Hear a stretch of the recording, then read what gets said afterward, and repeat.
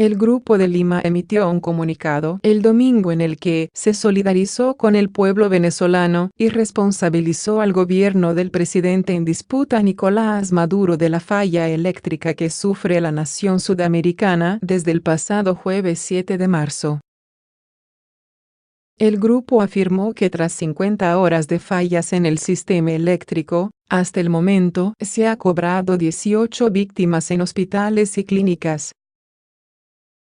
Responsabilizamos exclusivamente al régimen ilegítimo de Maduro del colapso del sistema eléctrico venezolano, señaló el grupo.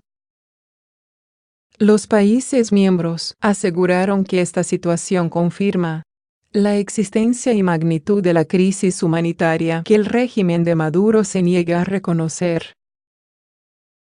Este comunicado del Grupo de Lima, instancia multilateral donde se reunieron representantes de 14 países de la región creada en 2017, fue firmada por Argentina, Brasil, Canadá, Colombia, Costa Rica, Chile, Guatemala, Honduras, Panamá, Paraguay y Perú. Los países firmantes reiteraron su apoyo al presidente encargado Juan Guaidó y a la Asamblea Nacional.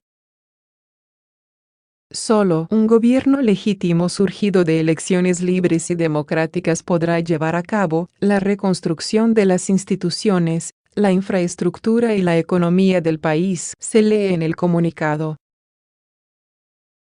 Guaidó, también presidente de la Junta Directiva del Parlamento, convocó a una sesión extraordinaria para este lunes, donde pedirá decretar estado de alarma nacional. El apagón, que comenzó el jueves 7 de marzo a las 5 p.m., hora local, ha sido el más prolongado en Venezuela en décadas.